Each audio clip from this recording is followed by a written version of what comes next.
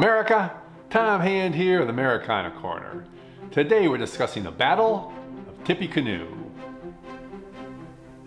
On September 24th, 1811, General William Henry Harrison, governor of the Indiana Territory, led an army north from the territorial capital of Vincennes.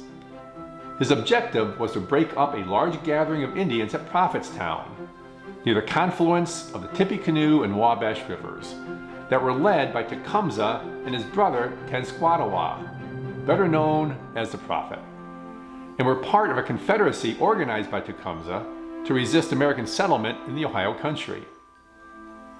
The Americans arrived outside Prophetstown the afternoon of November 6th and set up a triangular-shaped 10-acre camp.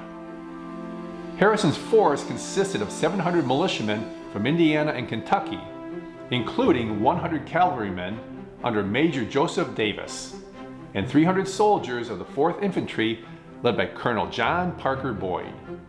Although advised by his officers to immediately strike the village, Harrison was under strict orders from Secretary of War William Eustis to maintain the peace if possible and not initiate an attack.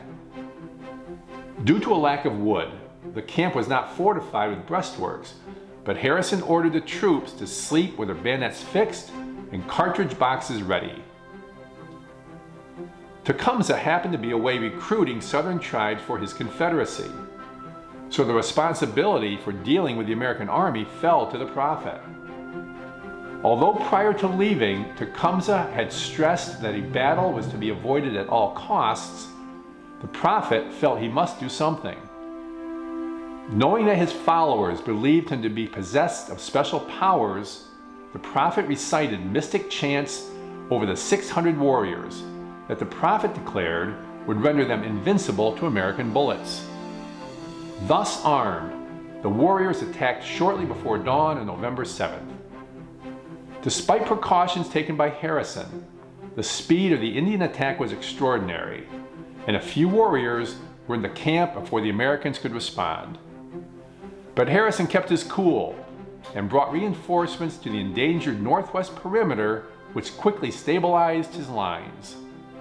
The Indians next attacked the northeast corner of the camp and then the southern perimeter, but those attacks were also driven back.